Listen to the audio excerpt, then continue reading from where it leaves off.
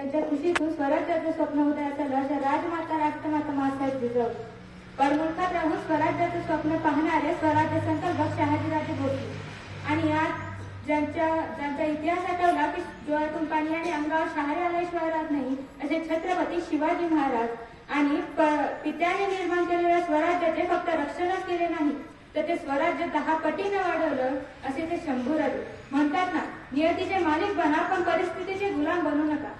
म्हणूनच त्यांना कीर्तनाच्या रंगी या दीप लावू जगी कीर्तनाच्या माध्यमातून समाज प्रबोधनाचं कार्य करणारे संत तुकोबाराय ज्यांच्यामुळे आज मुली शिकतायत. माझ्यासारखी सामान्य मुलगी इथे येऊन बोलू शकते अशा सावित्रीबाई फुले आणि ज्यांनी लिहिलेल्या राज्यघटनेवर संपूर्ण देशाचा राज्यकारभार जातो ना असे ते डॉक्टर बाबासाहेब आंबेडकर. या सर्व महामानवांना सर्वप्रथम विनम्र अभिवादन करते आणि माझ्या भाषणाला सुरुवात करते. आयुष्यातला प्रत्येक क्षण लक्षात राहतो असे नाही, आयुष्यातला प्रत्येक क्षण लक्षात राहतो असे नाही, पण काही क्षण विसरायचे म्हटले तरी विसरता येत नाही ना. आजचा हा क्षण असा आहे अविस्मरणीय. इतिहास घडवणारे आम्हासारखे जन्मले ना कोठे, इतिहास घडवणारे आम्हासारखे जन्मले ना कोठे, झुकवले त्या हिमालया पुसतो आम्ही शिवराया, सहन होणार नाही स्वराज्याची फरक कारण जातीवंत हृदयात धरत का तवसर. नाही विसरलो त्या लाखो मावळ्यांचे बलिदान, नाही विसरलो त्या लाखो मावळ्यांचे बलिदान कारण शंभूराजे आठवले की डोळ्यातून पाणी आपोआपच अश्रू आपोआपच जातात. जिथे पडती पावले आमची त्याचा इतिहासाच्या वाटा, जिथे पडती पावले आमची त्याचा इतिहासाच्या वाटा, वाकणार तर नाही पण झुकणारही नाही मराठा. अहो मग मराठा म्हणजे नेमका म्हणावा तरी कोणाला? आपण एक विशिष्ट प्रकारची जात अपेक्षित करतो. अहो मग नेमकं मराठा म्हणजे नेमकं म्हणावा तरी कोणाला? जो मरेल का मागे हटणार नाही तो खरा मराठा. आणि मग तो कोणत्या जातीचा असू द्या कोणत्या धर्माचा असू द्या फरक पडत नाही. आपण सर्वांनी स्वराज्य हे नाव नेहमीच ऐकलं असेल, पण हे स्वराज्य निर्माण झालं तरी कसं? जिजाऊ म्हणतात न वाकणार न झुकणार, अन्यायावर पलटून वर करणार, सन्मानाने जगणार आणि सन्मानानेच मरणार. हे जाऊन सांग तुझ्या बादशाहाला की आता पुण्याची जहागिरी महाराज साहेबांची अर्धांगिनी चालवते. शहाजीराजांच्या आदेशानुसार जिजाऊ पुण्यात आल्या, भकास कंगाल झालेल्या पुण्यात आल्या, जमिनीत पहार लावलेली आणि त्याला तुटकी वाट फुटकी कवडी लटकवलेली आणि सांगितलं तिथे रेलतेला की इथे वस्ती करणं असू, इथे जो राहील त्याचा निर्वंश होईल. बघता बघता रयत सह्याद्रीच्या दऱ्या खोऱ्यात जायला लागली, तिथे जाऊन राहायला लागली. जगण्यासाठी मरायचं आणि मरण्यासाठी जगायचं हा त्यांच्या जीवनाचा अभ्यास झाला. जिजाऊंनी शिवरायांना घेऊन त्या सह्याद्रीच्या दऱ्याखोऱ्यात गेला. राज्य करायचीये, जहागिरी चालवायची, पण राज्य करावं तरी कोणावर, जहागिरी चालवावी तरी कोणावर? कोण होतं तिथे? दगडधोंड्यावर नाही. जिजाऊ गेल्या, रयतेला समजावलं परत या, तुमच्या गावांमध्ये परत या. तेव्हा रयतेने बोट दाखवलं त्या जमीन ढवळलेल्या पहाडीकडे आणि सांगितलं जिजाऊंना इथे वस्ती करणं असू, इथे जो राहील त्याचा निर्वंश होईल. आम्ही अशा जागेवर नक्कीच येणार नाही. तेव्हा जिजाऊ कडकडल्या आणि म्हणाल्या तुमच्या शोभा राजांच्या भरोशावर या, राजा समर्थ आहेत तुम्हाला सांभाळण्यासाठी. तेव्हा रयत म्हणाली नाही. तेव्हा जिजाऊंनी शिवरायांना आदेश केला की उचला ती पहाड, उकडून फेका तिला, काढून टाका ती कवडी आणि आम्ही राहतो इथे. त्या छोट्याशा बाळ शोभांना घेऊन जिजाऊ पुण्यात राहायला लागल्या. रयतेला विश्वास पटू लागला. रयत परत आली, गावाच्या गावा बसायला लागली आणि पुन्हा रयते समोर एक प्रश्न उभा राहिला.